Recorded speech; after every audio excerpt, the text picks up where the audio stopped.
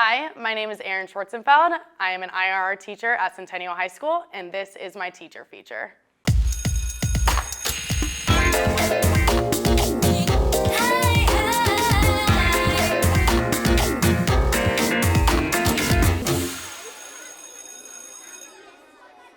I have been teaching for 6 years. This is my 4th year at Centennial High School. I taught 2 years in another county in Georgia.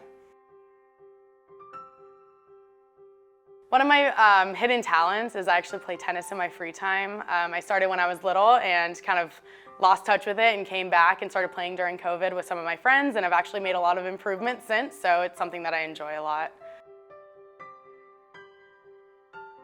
My students have learning disabilities, and so it requires just a different method to what I do. So the way that I approach it is very, what did they need in this given moment? I teach an Algebra 1 class, so it's EOC, and there's standards that I'm given, but I go at it with an approach of what is the most important thing that my students need to know to be successful in life? I'll never forget one of my previous coworkers always told me, go home, ask your mom, what would she want you to know, what you think the most important thing is, and teach them that, because that is what makes a difference in their lives. A typical day in my classroom, honestly, there's really not one. I think my goal is to always keep my students on their toes. They know my expectations and in my rules. I'm a very structured teacher, but however, all the activities and things like that are always different and very engaging, up and walking around, hopefully, depending on the day.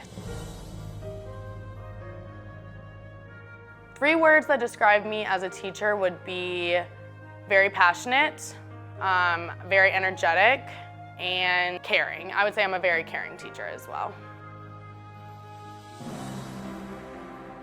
If I could pass any wisdom off to my students, I would say be in the moment. Never take life for granted. It moves really quick.